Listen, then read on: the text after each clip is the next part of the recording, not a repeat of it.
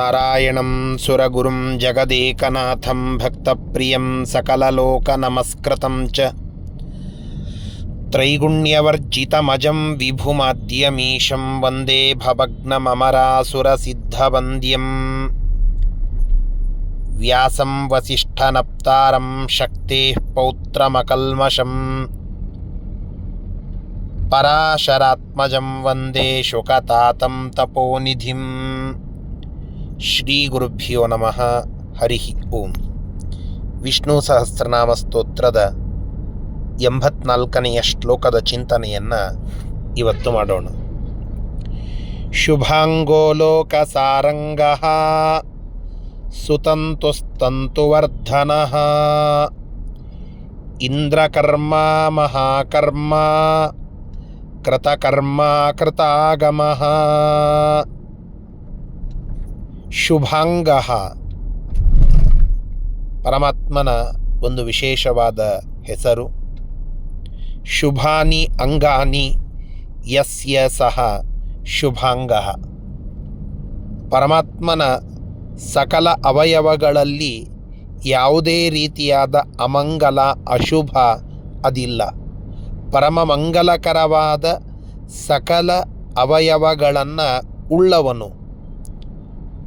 ನಮ್ಮ ಕೆಲವು ಅಂಗಗಳಲ್ಲಿ ಉಚ್ಚ ನೀಚ ಅಂತನ್ನುವ ಭಾವ, ಆದರೆ ಪರಮಾತ್ಮನ ಸಕಲ ಅವಯವಗಳು ಕೂಡ ಪರಮೋಚ್ಛವಾದದ್ದೇ. ಅಮಂಗಲ ಅಂತನ್ನುವ ಯಾವ ಅವಯವವನ್ನೂ ಉಳ್ಳವನಲ್ಲ ಪರಮಾತ್ಮ. ಆದ್ದರಿಂದ ಶುಭಾನಿ ಅಂಗಾನಿ ಯಸ್ಯ ಸಹ ಶುಭಾಂಗ ಅನ್ನೋದು ಪರಮಾತ್ಮನಿಗೆ ಅನ್ವರ್ಥಕವಾಗಿ ಇರುವಂತಹ ಒಂದು ಹೆಸರು. ಲೋಕಸಾರಂಗ, ಪರಮಾತ್ಮನನ್ನ ಲೋಕಸಾರಂಗ ಅಂತ ಕರೀತಾರೆ. ಇದಕ್ಕೆ ಎರಡು ತರಹದ ಅರ್ಥಗಳನ್ನು ಸತ್ಯಸಂಧತೀರ್ಥ ಶ್ರೀಪಾದಂಗಳವರು ತಿಳಿಸಿಕೊಡುತ್ತಾರೆ. ಒಂದು, ಲೋಕಸಾಹಾಚ ಅಸೌ ರಂಗಶ್ಚ ಲೋಕಸಾರಂಗ ಅಂತ. ಪರಮಾತ್ಮನು ಲೋಕಸಾಹ ಮತ್ತು ರಂಗ ಎರಡೂ ಆಗಿದ್ದಾನೆ. ಆದ್ದರಿಂದ ಲೋಕಸಾರಂಗ ಅಂತ. ಲೋಕಂ ವೈಕುಂಠಾದಿಲೋಕಂ ಸನೋತಿ ದದಾತಿ ಇತಿ ಲೋಕಸಾಹ. ಲೋಕ ಅಂತನ್ನೋದಕ್ಕೆ ವೈಕುಂಠಾದಿ ಲೋಕಗಳು ಅಂತ ಅರ್ಥ. ಆ ವೈಕುಂಠಾದಿ ಲೋಕಗಳನ್ನು ನಮಗೆ ನಮ್ಮ ಪುಣ್ಯ ಪಕ್ವವಾದಾಗ, ಸಾಧನೆ ಸಿದ್ಧವಾದಾಗ, ತಪಸ್ಸು ಅದು ಪರಿಪೂರ್ಣಗೊಂಡಾಗ, ಭಗವಂತನ ಪ್ರಸಾದವಾದಾಗ, ಭಗವಂತ ತನಗಿಚ್ಛೆ ಬಂದಾಗ ತಾನು ತನ್ನ ಒಲುಮೆಯನ್ನು ತೋರಿ ಆ ವೈಕುಂಠಾದಿ ಲೋಕಗಳನ್ನು ಕೊಡ್ತಾನೆ. ಆದ್ದರಿಂದ ಲೋಕಂ ಸನೋತೀತಿ ಲೋಕಸಾಹ. ರಜ್ಯಂತೆ ಜ್ಞಾನಿನಃ ಅತ್ರ ಇತಿ ರಂಗ. ಪರಮಾತ್ಮನನ್ನ ರಂಗ ಅಂತಲೂ ಕರೀತಾರೆ. ಜ್ಞಾನಿಗಳಿಗೆ ಪ್ರಿಯನಾದಂಥವನು, ಜ್ಞಾನಿಗಳ ಮನಸ್ಸಿನಲ್ಲಿ ಹಿಡಿಯಲ್ಪಟ್ಟವನು, ಅಂತಹ ಪರಮಾತ್ಮ ರಂಗ. ಹೀಗೆ ಲೋಕಸ ಮತ್ತು ರಂಗ ಎರಡೂ ಆಗಿದ್ದಾನೆ. ಆದ್ದರಿಂದ ಲೋಕಸಾರಂಗ ಇದು ಒಂದರ್ಥ. ಇನ್ನೊಂದು, ಲೋಕಸಾರಂ ಗಮಯತಿ ಸ್ವಾತ್ಮಾನಂ ಗಮಯತಿ ಇತಿ ಲೋಕಸಾರಂಗ. ಪರಮಾತ್ಮ ಈ ಇಡೀ ಜಗತ್ತಿನ ಸತ್ವಸಾರವನ್ನು ಅವರವರ ಯೋಗ್ಯತಾನುಸಾರವಾಗಿ ಅವರವರಿಗೆ ತಿಳಿಯುವಂತೆ, ಅವರವರಿಗೆ ಗೊತ್ತಾಗುವಂತೆ ಮಾಡುತ್ತಾನೆ. ಆದ್ದರಿಂದಲೂ ಕೂಡ ಲೋಕಸಾರಂಗ ಅಂತ ಕರೆಸಿಕೊಳ್ಳುವುದುಂಟು. ಸುತಂತು, ತಂತು ಅನ್ನೋದಕ್ಕೆ ಅನೇಕ ಅರ್ಥಗಳು. ಇಲ್ಲಿ ತಂತು ಅನ್ನುವ ಶಬ್ದಕ್ಕೆ ಚತುರ್ಮುಖಾದಿ ಸಂತಾನ ಅಂತ.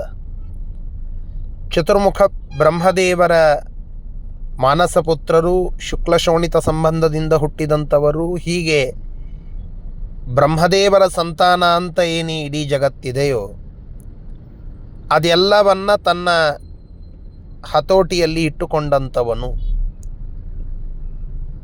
ಮತ್ತೊಂದು ಶ್ರೇಷ್ಠವಾದ ಚತುರ್ಮುಖ ಬ್ರಹ್ಮದೇವರನ್ನೇ ತನ್ನ ಸಂತಾನವಾಗಿ ಮಾಡಿಕೊಂಡಂಥವನು. ಈ ಅರ್ಥದಿಂದ ಸುತಂತುಹು ಅನ್ನೋದು ಪರಮಾತ್ಮನಿಗೆ ಅನ್ವರ್ಥಕವಾದ ಒಂದು ಹೆಸರು. ತಂತುವರ್ಧನ, ತಂತೂನ್ ತಂತ್ವಾತ್ಮಕ ಪಟಾನ್ ವರ್ಧಯತಿ. ತಂತುಗಳು ಅಂತನ್ನೋದಕ್ಕೆ ಒಂದು ಕುಟುಂಬ ಅಂತ, ಸಂತಾನ ಅಂತ ಒಂದು ಅರ್ಥ. ಅದನ್ನು ವರ್ಧನ ಮಾಡುತ್ತಾನೆ. ಪರಮಾತ್ಮನ ಅನುಗ್ರಹವಾದಾಗ ನಮ್ಮ ಕುಟುಂಬ ಅದು ವರ್ಧನವಾಗ್ತದೆ, ಬೆಳೀತದೆ. ಸಂತಾನಾದಿಗಳಿಂದ ಆ ಪರಮಾತ್ಮ ನಮ್ಮ ವಂಶವನ್ನು ಅಭಿವೃದ್ಧಗೊಳಿಸ್ತಾನೆ. ಆದ್ದರಿಂದ ತಂತುವರ್ಧನ. ಇನ್ನೊಂದು ತಂತುಗಳು ಅಂದರೆ ದಾರಗಳು ಅಂತ. ಆ ದಾರಗಳಿಂದ ನಿರ್ಮಿತವಾದಂತಹ ಬಟ್ಟೆ, ಪಟ ಅಂದರೆ ಬಟ್ಟೆ, ಸೀರೆ ಅಂತ ಇಟ್ಟುಕೊಳ್ಳಿ. ದ್ರೌಪದ್ಯರ್ಥಂ ತಂತುವರ್ಧನ. ನಾವು ಮಹಾಭಾರತದ ಪ್ರಸಂಗವನ್ನು ಸ್ಮರಣ ಮಾಡಿಕೊಂಡಾಗ ಏಕವಸ್ತ್ರಳಾಗಿದ್ದ ದ್ರೌಪದಿಯ ಹೆರಳನ್ನು ಹಿಡಿದು ದುಶ್ಯಾಸನ, ದುರ್ಯೋಧನಾದಿಗಳು ತುಂಬ ಅಮಾನವೀಯವಾಗಿ ಅವಳನ್ನು ಆ ತುಂಬಿದ ಸಭೆಯಲ್ಲಿ ಅವಮಾನ ಮಾಡಿದಾಗ ಅವಳ ಸೀರೆಯನ್ನು ದುಶ್ಯಾಸನ ಸೆಳೆಯುವ ಸಂದರ್ಭದಲ್ಲಿ ಅವಳ ಸ್ಮರಣೆಗೆ ಕೃಷ್ಣ ವಿಷಯನಾದ ಪರಮಾತ್ಮನ ಸ್ಮರಣೆಯನ್ನು ಅವಿಚ್ಛಿನ್ನವಾಗಿ ಕೈ ಮುಗಿದು ಕಣ್ಮುಚ್ಚಿ ದ್ರೌಪದಿ ದೇವಿ ಮಾಡಿದರೆ ಭಗವಂತ ದ್ರೌಪದಿಯ ಮೇಲೆ ಅನುಗ್ರಹವನ್ನು ಮಾಡಿ ಅವಳಿಗೆ ತಂತುವರ್ಧನನಾದ, ತಂತ್ವಾತ್ಮಕವಾದ ಆ ಬಟ್ಟೆಯನ್ನು ಅಕ್ಷಯವಾಗಿ ಇರಿಸಿದ. ಹೀಗೆ ದ್ರೌಪದಿಯ ಮೇಲೆ ಅನುಗ್ರಹವನ್ನು ಮಾಡಿದಂತಹ ಪ್ರಸಂಗ ತಂತುವರ್ಧನ ಅನ್ನುವ ಹೆಸರಿನ ಸ್ಮರಣೆಯಲ್ಲಿ ನಾವು ಮಾಡಬಹುದು. ಇಂದ್ರಕರ್ಮ, ಇಂದ್ರ ಮಾಡುವಂತಹ ಸಕಲ ಕರ್ಮಗಳು ಅವುಗಳು ಭಗವಂತನ ಅನುಗ್ರಹದಿಂದಲೇ ಆಗ್ತದೆ. ಇಂದ್ರಸ್ಯ ಕರ್ಮ ವೃತ್ರಹನನಾದಿ ವ್ಯಾಪಾರ ಯಸ್ಮಾತ್. ಇಂದ್ರ ಮಾಡಿದಂತಹ ವೃತ್ರಾಸುರನ ಸಂಹಾರ ಮುಂತಾದ ಎಲ್ಲ ಅವನ ಶ್ರೇಷ್ಠವಾದ ವ್ಯಾಪಾರಗಳು ಅದು ಅವನಲ್ಲಿ ನಿಂತಿರುವ ಪರಮಾತ್ಮನಿಂದಲೇನೆ ಹೊರತು ಸ್ವತಂತ್ರವಾಗಿ ಇಂದ್ರನಿಂದಲ್ಲ. ಅಂತಹ ಇಂದ್ರ ಕರ್ಮ ಅದು ಭಗವಂತ ಅಂತ ಇಲ್ಲಿ ಹೇಳುತ್ತಾ ಇದ್ದಾರೆ. ಮಹಾಕರ್ಮ, ಭಗವಂತನನ್ನ ಮಹಾಕರ್ಮ ಅಂತ ಕರೀತಾರೆ.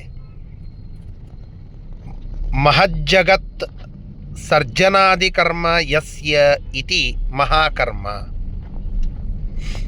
ಪರಮಾತ್ಮ ಈ ಮಹತ್ತಾದಂತಹ ಜಗತ್ತಿನ ಸಕಲ ಕಾರ್ಯವನ್ನು, ಸೃಷ್ಟಿ ಮುಂತಾದ ಕಾರ್ಯವನ್ನು, ಸೃಷ್ಟಿ ಸ್ಥಿತಿ ಸಂಹಾರ ಮುಂತಾದ ಎಲ್ಲ ಕಾರ್ಯವನ್ನು ಪರಮಾತ್ಮ ಮಾಡುತ್ತಾನೆ. ಆದ್ದರಿಂದ ಮಹಾಕರ್ಮ ಅನ್ನೋದು ಭಗವಂತನಿಗೆ ಇರುವಂತಹ ಒಂದು ಹೆಸರು. ಸೃಷ್ಟಿಯನ್ನು ಬ್ರಹ್ಮನೇ ಮಾಡಲಿ, ಸಂಹಾರವನ್ನು ರುದ್ರನೇ ಮಾಡಲಿ, ಅವರೆಲ್ಲರಿಂದ ಮಾಡಿಸಿ ಅವರ ಸೃಷ್ಟಿ ಸ್ಥಿತಿ ಸಂಹಾರಗಳನ್ನು ಪರಮಾತ್ಮ ಮಾಡುತ್ತಾನೆ. ಹೀಗಾಗಿ ಸೃಷ್ಟಿ ಸ್ಥಿತಿ ಸಂಹಾರಾದಿಗಳನ್ನು ಅವರಿಗೆ ನಿಯಾಮಕನಾಗಿ ಮಾಡುವಂತಹದ್ದು ಮುಖ್ಯ ವೃತ್ತಿಯಿಂದ ಅದು ಭಗವಂತ ವಿಷ್ಣುವೇ. ಹೀಗಾಗಿ ಮಹಾಕರ್ಮ ಅಂತ ಪರಮಾತ್ಮನನ್ನು ಕರೆಯುವುದುಂಟು. ಕೃತಕರ್ಮ, ಪರಮಾತ್ಮ ಎಲ್ಲ ಕರ್ಮಗಳನ್ನು ಪೂರ್ಣಗೊಳಿಸುವವನು. ಅಂದರೆ ಪರಮಾತ್ಮ ತಾನು ಮಾಡುವ ಸಕಲ ಕಾರ್ಯಗಳನ್ನು ಅರ್ಧಂಬರ್ಧ ಬಿಡುವಂಥವನಲ್ಲ, ಅವುಗಳನ್ನು ಪೂರ್ಣಗೊಳಿಸ್ತಾನೆ. ಅವನು ಹಿಡಿದಿರುವ ಕಾರ್ಯಗಳು ಯಾವುದು ಅಪೂರ್ಣ ಅಂತಾಗುವುದಿಲ್ಲ.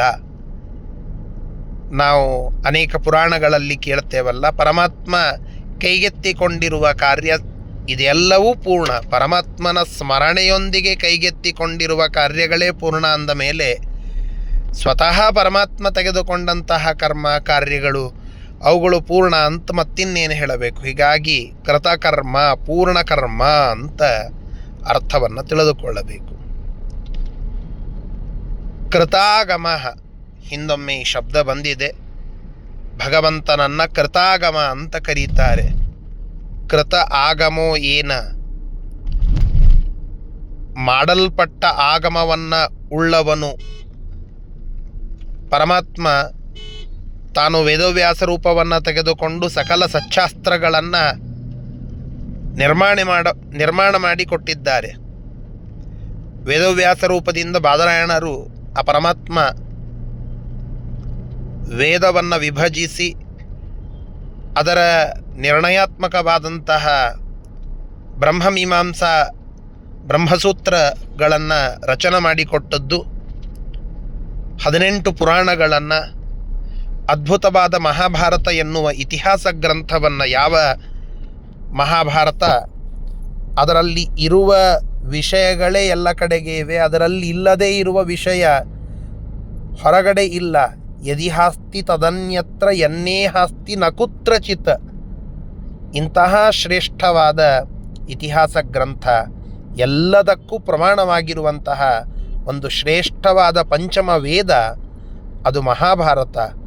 ಇಂತಹ ಆ ಮಹಾಭಾರತವನ್ನು 18 ಪುರಾಣಗಳನ್ನು, ಪಂಚರಾತ್ರಾದಿ ಆಗಮಗಳನ್ನು, ಬ್ರಹ್ಮಸೂತ್ರಗಳನ್ನು ರಚನೆ ಮಾಡಿ ಮುಂದೆ ಬರುವ ಸಕಲ ಮತಾಚಾರ್ಯರಿಗೆ ಒಂದು ವಸ್ತುವನ್ನು, ಆಧ್ಯಾತ್ಮಿಕವಾದ ವಸ್ತುವನ್ನು, ಮೀಮಾಂಸಾ ವಿಚಾರಕ್ಕೆ ಸಂಬಂಧಪಡುವಂತಹ ವೈದಾಂತಿಕವಾದ ಒಂದು ವಿಷಯವನ್ನು, ಅಭಿಪ್ರಾಯಗಳಲ್ಲಿ ಅನೇಕ ಭೇದಗಳುಂಟು, ಆದರೆ ಅದೆಲ್ಲದಕ್ಕೂ ಮೂಲವಾದ ವಿಷಯವನ್ನು ಒದಗಿಸಿಕೊಟ್ಟದ್ದು ವೇದವ್ಯಾಸ ದೇವರು. ಶ್ರೀಮದಾಚಾರ್ಯರ, ನಮ್ಮ ಕುಲಗುರುಗಳ ಭಾಷ್ಯಕ್ಕೆ, ಅವರು ರಚನೆ ಮಾಡಿದ ಸರ್ವಮೂಲಕ್ಕೆ ಮೂಲವಾಗಿರುವಂತಹ ಆಗಮ ಅದು ವೇದವ್ಯಾಸರಿಂದ ಮಾಡಲ್ಪಟ್ಟಂತಹ ಆಗಮ. ಅಂತಹ ಆ ಆಗಮವನ್ನು ವೇದವ್ಯಾಸ ದೇವರು, ವಿಷ್ಣು ಪರಮಾತ್ಮನ ರೂಪ, ಅವರು ರಚನೆ ಮಾಡಿಕೊಟ್ಟದ್ದು. ಆದ್ದರಿಂದ ಆ ಭಗವಂತನನ್ನು ಕೃತಾಗಮ ಅಂತ ನಾವು ಕರೀತೇವೆ. ಇಂತಹ ಭಗವಂತ ನಮ್ಮನ್ನು ರಕ್ಷಣೆ ಮಾಡಲಿ ಅಂತ ಪ್ರಾರ್ಥನೆಯನ್ನು ಮಾಡೋಣ. ಶ್ರೀಕೃಷ್ಣಾರ್ಪಣಮಸ್ತು. ಹರಯೇ ನಮಃ.